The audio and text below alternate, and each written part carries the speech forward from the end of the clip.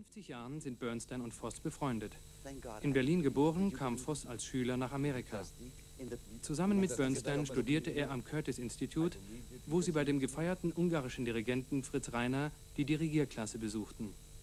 I remember auditioning for the class, and I was straight from Paris in knee pants practically, and looking even younger than I was. I think I was 15, I looked like 12. And I came into his office, and he shoveled a score under my face, didn't even say hello. And he said, "What's that?" I said, "Slow movement, Beethoven 4th Symphony." "Okay, I'll take you, goodbye." And I thought, well, is that it? And then as I was on the way out, he said, "Oh, one more thing," as if he had said anything. "One more thing. Don't you think you are young? You're almost too old to learn how to conduct." Bernstein war 21 Jahre alt, als er sein Studium bei Fritz Reiner begann. Seine Ausbildung war nicht nur gründlich, sondern zeichnete sich auch dadurch aus, dass er nach einem Jahr bereits unter zwei großen Maestri mit spektakulär entgegengesetzten Stilrichtungen arbeitete. Während des laufenden Semesters hörte er jeweils bei Reiner, in den Sommerferien aber bei dem russischen Dirigenten Serge Koussevitzky, den er seit frühester Jugend verehrte und der in Tanglewood ein Ausbildungszentrum für Musikstudenten ins Leben gerufen hatte. In those days I didn't use a baton at all, and he pleaded with me to use his little baguette, as he called it. Look, it's like a pencil, just a little baguette, Lenushka, just take little baguette. It is very much clearer when you use little baguette. Reiner, of course, had insisted that we use his baton, which was enormously long, and on which he depended. He hardly ever made a movement with his body. It was the stick, this magic point at the end of his baton, which made 100 people play in the most extraordinary way. I knew that whole technique. Koussevitzky decided at the end of the first week that what we all needed was lessons in what he called die plastique. And so he engaged somebody from the nearby Jacob's Pillow Dance Festival, somebody who was a dancer or a choreographer, something, to come and give us lessons in the plastique, which meant that we had to stand and then go through certain exercises of beautiful legato movements, and we had to stand in a certain way, and all this involved looking into a mirror. We were all supposed to practice staring into a mirror in order to make sure that I did this once, one day by myself, and I fell about with such laughter that I couldn't repeat it. That was the only time I've ever conducted in front of a mirror. However, I did get from Koussevitzky himself the sense of legato and the sense of what happens between beats. This is so important. This is what I never stopped talking about, to the boredom and rage and frustration of all my pupils all over the world. All das, was Bernstein bei Koussevitzky in Tanglewood gelernt hatte, vermittelt er nun seinen Schülern in aller Welt. Sei es in Fontainebleau, Los Angeles oder Schleswig-Holstein. Can we take right on that? And the other thing is, they still don't know how to come out with fortissimo. Because you don't show them. What bar is that? No. The famous bar, what? Nine. Or let's think of the famous bar 9. And there. All right. What did I do? Nothing. You just tell me, so I can tell you. I don't want you to imitate. I know. I want you to understand why. Do the bar before. Look, do it with me. You have the stick. Look, bar, no hands.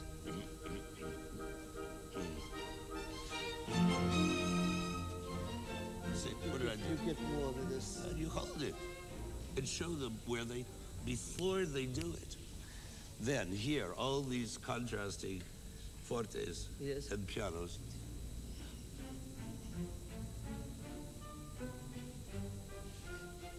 Tap, and.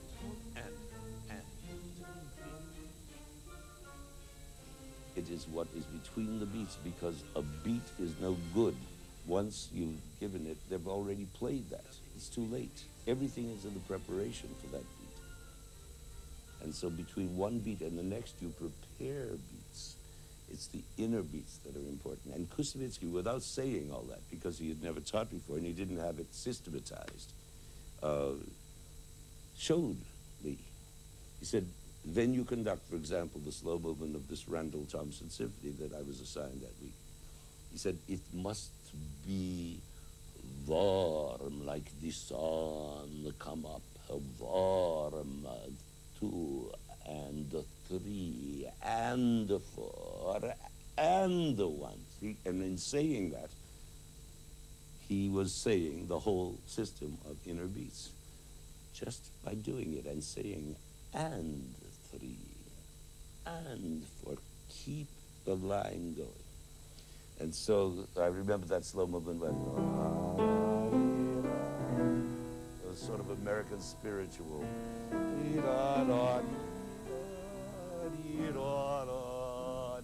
And 3 and 4. Well, I conducted it legato at that concert.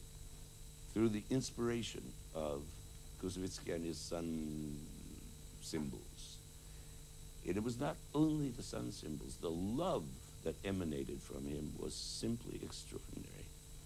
By the end of a week, we were like father and son. We were so close and remained so until the moment he died, because he died, I guess, 10, 11 years later in my arms.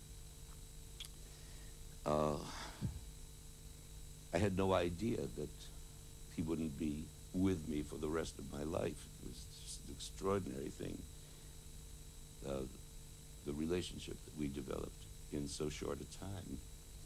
After 2 summers at Tanglewood, he made me his assistant, and then when he got sick, I took over his class. And I was completely identified with him. Not completely, because I was also identified still with Fritz Reiner. After the first season of Tanglewood, I went back to the Curtis Institute at Philadelphia and went back to the big baton and the strict emphasis on knowledge and what the second clarinet was playing and what to stop. He would stop. What's the second clarinet playing? This second. I didn't know the second clarinet was playing. Oh, F sharp? No, wrong. Why don't you study your score? You have no right to be on that podium unless you know everything that everybody is doing in the song. It was a nightmare. And stop waving around. Use that stick. Tick. That was the whole other thing. Then I went back to Tanglewood the second summer, and warm like this on, I was back again in the inspirational department. It's extraordinary to have the best of both of those worlds with 2 such masters, because one completely complemented the other. And it was like in the symposium, the idea of the half that seeks the other half of the self, and that's what makes love.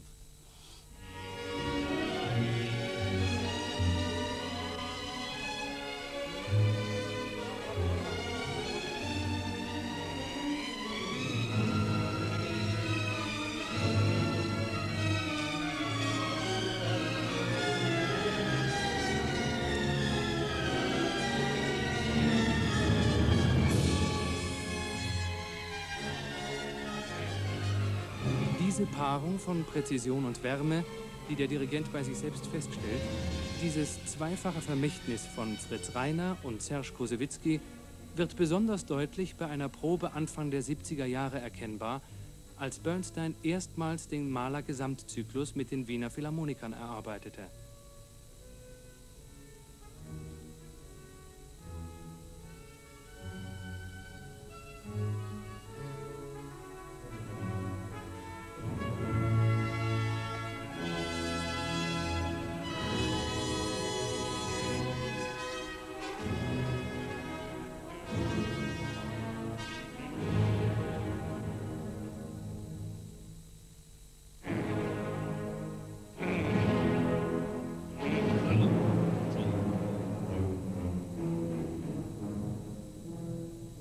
Beethoven-Symphonien oder Mozart oder Schubert, Brahms, wie immer, das wussten wir zu spielen, das haben wir immer gespielt. Also das ist ein festes Gebäude in unserem Repertoire. Aber wenn dann eine Mahler-Symphonie kam, das war immer etwas Neues. Und dann haben halt auch viele, es gibt sicher auch große Ausnahmen, Brun Walter ist zum Beispiel einer der großen Ausnahmen, das war auch ein großer Malerinterpret vorher.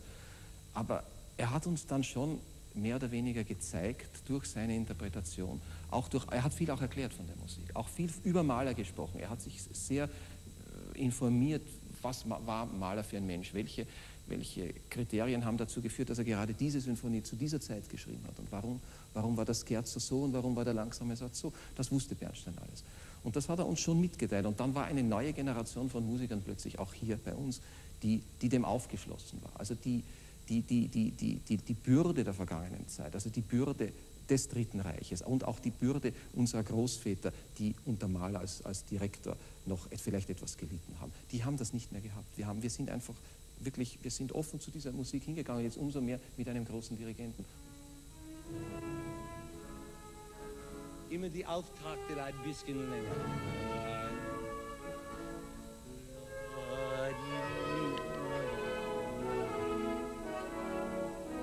Gut.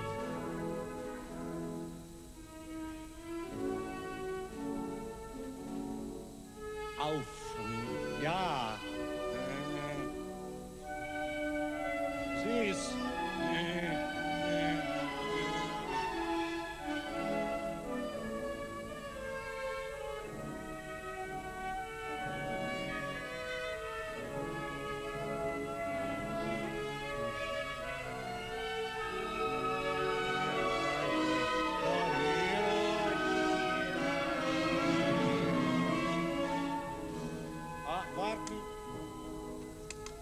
Wir haben hier Crescendo und subito piano. Eine der Fragen, die immer gestellt werden, ist auch die, warum gerade oft amerikanische Musiker, und jetzt amerikanische wirklich unter Anführungszeichen, warum amerikanische Musiker mit uns so gut arbeiten können, mit den Wiener Philharmonikern. Und das möchte ich am Beispiel Bernstein, könnte man das erläutern. Es ist eine unglaubliche europäische Tradition in diesen großen jüdischen Musikern wie Bernstein, Levin zum Beispiel ist.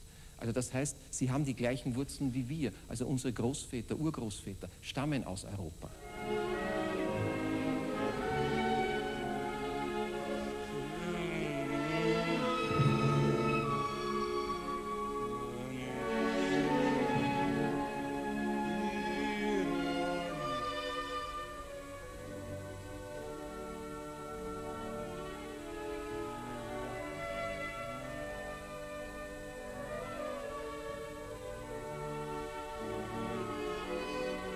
Jetzt Kindertotenlieder.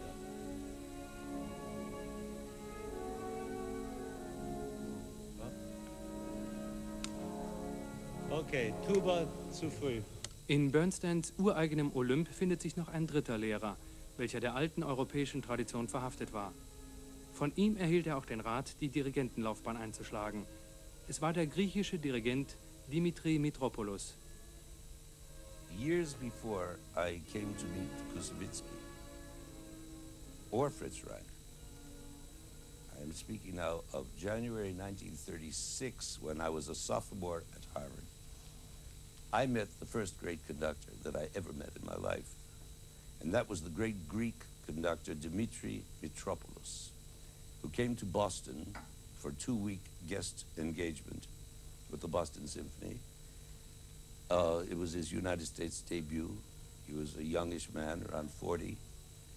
And I happened by a series of almost occult chained circumstances to meet him at a tea that was tendered him at Harvard. And he took an interest in me and invited me to all his rehearsals with the Boston Symphony. It was a time of mid-year exams, and I was supposed to be cramming and studying all night, but I went to every rehearsal instead for 2 weeks and attended all his concerts. I learned for the first time what a conductor does, how he has to study, and this man was really incredible because he rehearsed even without a score, never mind that he conducted without a score. He had memorized the rehearsal numbers, the figures, the letters. He knew everything, and he was incredibly passionate. He conducted without a baton, which is why I must say for the first 15 years of my conducting life, I didn't use a baton.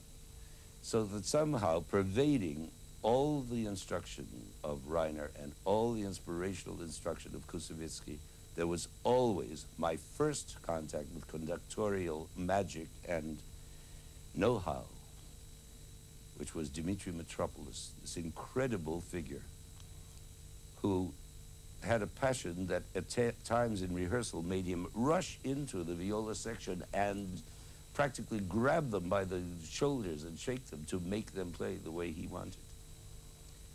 He played the Spanish Rhapsody of Ravel. I will never forget it. And every time I conduct that piece, I conduct it the way he does. I think he did.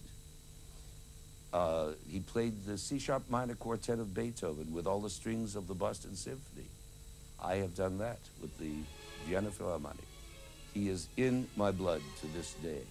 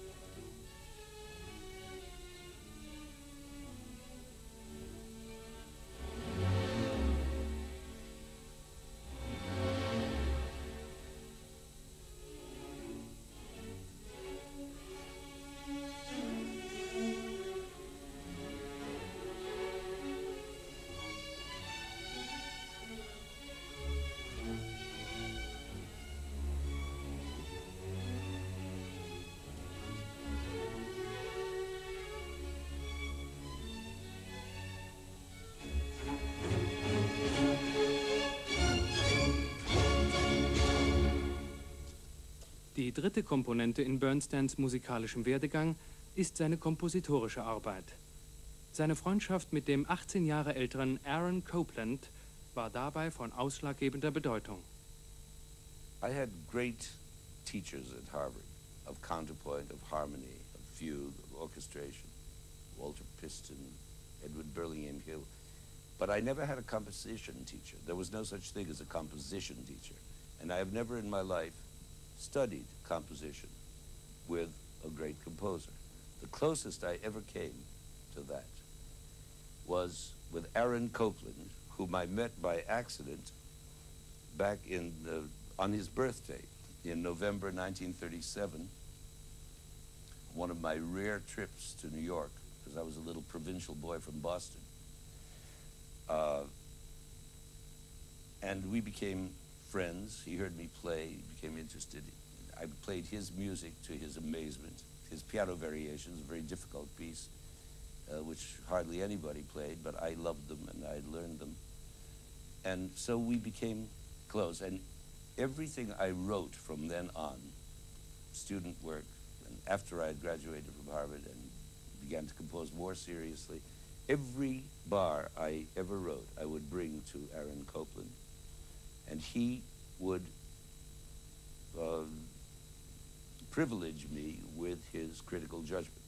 He would say, well, that's sort of warmed over Scriabin, or that's just second-hand something, throw it away.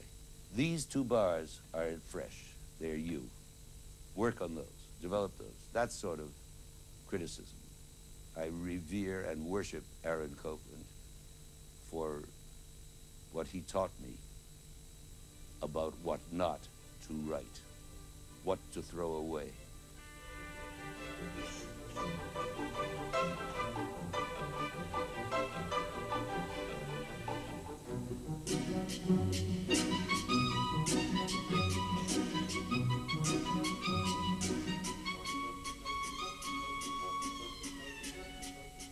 At the time I first met Copland, he had recently completed a popular work of his called El Salón Mexico, which is the name of a dance hall in Mexico City, a very popular, kind of low-class dance hall, where he had visited and become fascinated with the local tunes. And based on those tunes and on his own genius, his creative flow, he had created this extraordinary 12-minute piece called El Salón Mexico, which fascinated me, and I immediately learned to play it on the piano. And I played it at parties, and it became a big party piece, a very difficult, complicated, rhythmically complicated piece. And I played it for him and actually wrote it out for piano. And he said, that's wonderful. I'm sure my publishers, Boozy and Hawks, will be fascinated by this and will want to publish it. And I'll ask them. He did.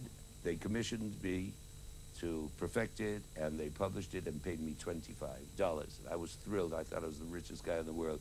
They then asked me if I would make a two-piano version of it, for which they would pay me $50. And I did, and I was the doubly richest man in the world.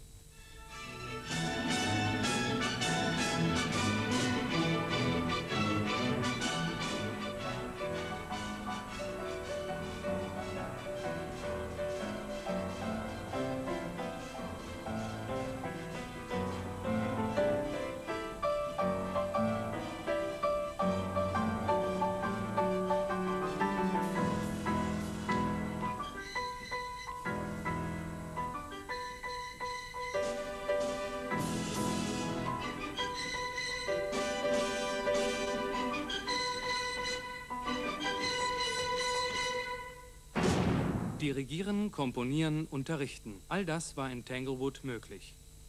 Nun spannt sich der Bogen von Koussevitzky und Copland über Bernstein bis hin zu einem jungen Dirigenten namens Seiji Ozawa. 50 years ago, Koussevitzky started a school, and Lenny was a very important student of Koussevitzky. And Lenny has that almost like a dream in his mind about Tanglewood with Koussevitzky. This is why I think he comes almost every year to Tanglewood and teach with young student. And he really has a passion to face this young orchestra, young student or conductor. And I'm very happy to see this. And I was a student about 30 years ago, close to 30 years ago, in Tanglewood. And then, strange that I became a conductor of Boston Symphony. So I think like I'm following a pattern of Mr. Bernstein. And I wish I could teach like Lenny teaching now to the young people. F, please. The moral is don't stop unless you really have something to say. Well, this is what I heard. Maybe it was wrong. Yeah, but I mean, it happens with young conductors all the time, and it's nothing to be ashamed of. No. I was a young conductor too, so I can speak from experience that there are times when you get confused or lost, or you're not sure if it's the first time or the second time, or is this the G major one or the B flat, and so you stop. But very rarely do you say, I stopped because I mixed up. That would be wonderful. Well, and all these kids here will love you if you say that. Well, but if you invent something, the reason to stop, which covers up the truth, they are also very sensitive. We all get it, we kids down here. no, when I mix We up... know when you're bullshitting us. All right. Okay, fine. Mr. Bernstein, we call Lenny, because he was very friendly, very warm-hearted boss those days when we were assistant conductor. I was one of the 3 assistant conductors to him, and I was watching what he does, the busy schedule, recording. Later on, I became director of Tanglewood Music Festival with Boston Symphony, last, 10, 15 years. I was witness many times to that Mr. Bernstein is teaching in Tanglewood School to young conductors and young orchestra.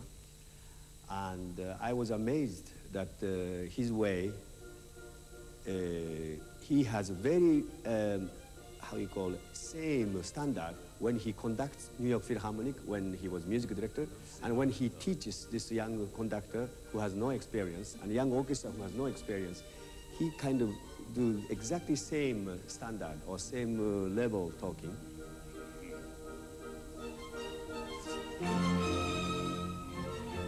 Too soon.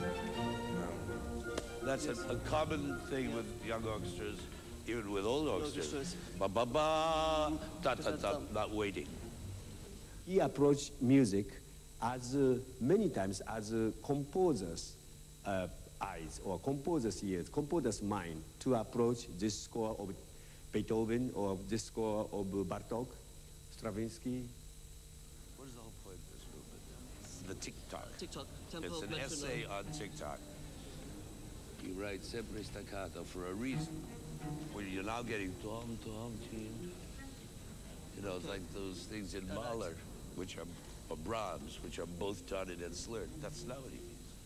Of course, he doesn't teach how to conduct these things, but he really teaches what is in the score, what is missing then, what is feeling missing from this young conductor, from this score. And then we go like, almost like analyzing the score, which to me, very interesting and very important approach to young people.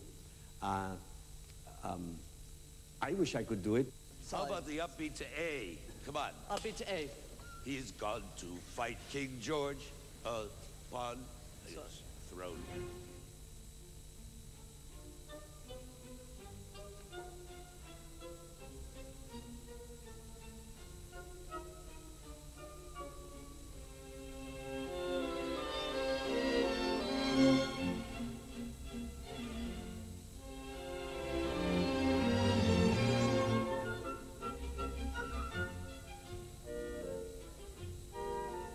Im Laufe der Jahrzehnte erhielten buchstäblich Hunderte von jungen Dirigenten in Tanglewood bei Bernstein Unterricht oder fungierten wie Seiji Ozawa als Assistent, als Bernstein die musikalische Leitung der New Yorker Philharmoniker übernommen hatte. Darunter sind Namen wie Abbado, Dohnanyi, DeWatt und Delacote.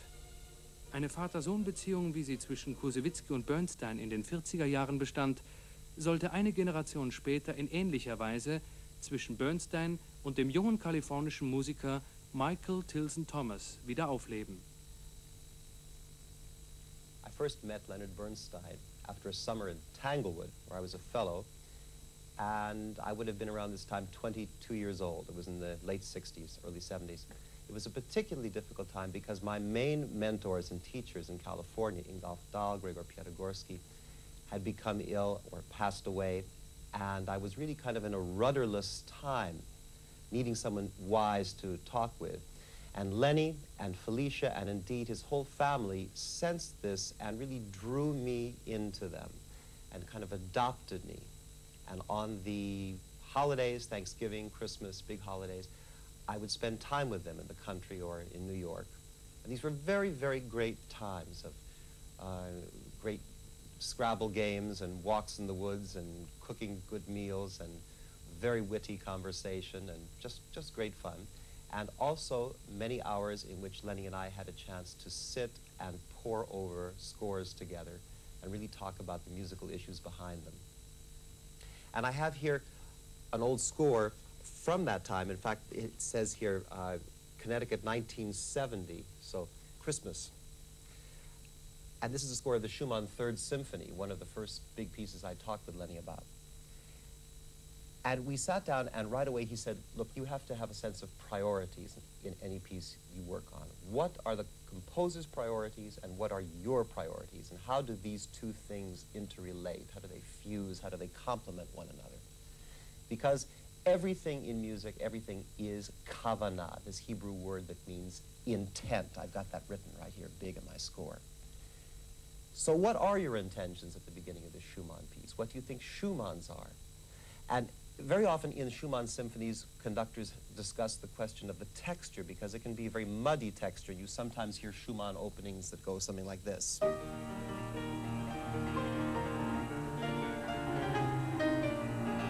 Murkiness. And he said, you must dispel all about without changing anything actually that Schumann wrote. So you must articulate it. You have to arrive at a text for it. Give me a text. Make me a lyric that really expresses what you feel about the Schumann Third Symphony, the so-called Rhenish Symphony. So I began improvising, and together we sort of arrived at this lyric, which goes like this. Reine, oh du schöne, schönste Reine, schönste Meer als Heinrich Heine, und ich schwöre, ich bin deine. And he said, great, now that you've got that swing, you can begin to think how you'll make that happen in the orchestra.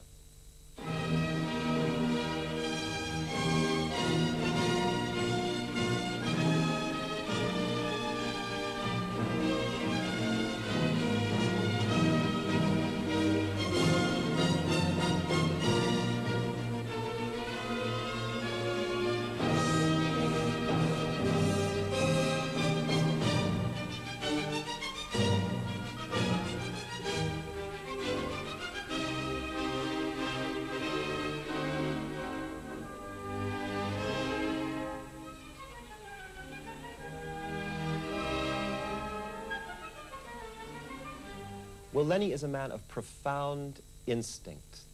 He has an immediate, visceral take on any piece of music. He senses the identification between himself and the music, the message of the composer that he's performing. And then he refines that initial instinctive take with the unbelievable force of his mind and his immense education and discipline.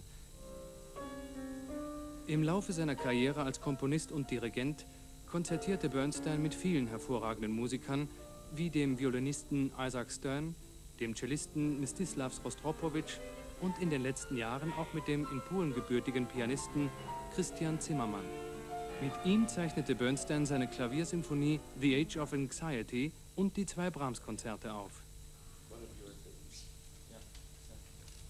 All right? You have to say. Diese Art von Zusammenwirken ist kein Lehren im herkömmlichen Sinne. Und doch. And yet there is an exchange of inner information. And it usually works both ways. It's two-way traffic. I can't really include that in the category of teaching, per se, precisely teaching. But there is teaching involved. There is also learning. I learned from him as well as I hope he did from me. But what I derive from this very fact is that teaching and learning are not the opposite of each other. They are so intertwined.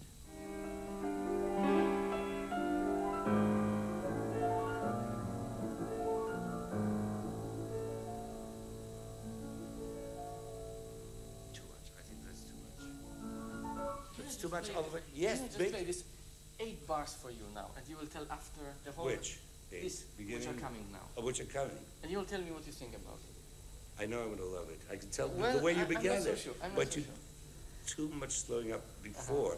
Slow up, yes, but not here already. Okay. And this vision happens. This celestial vision. Oh, wait, we have to go from just a little bit before.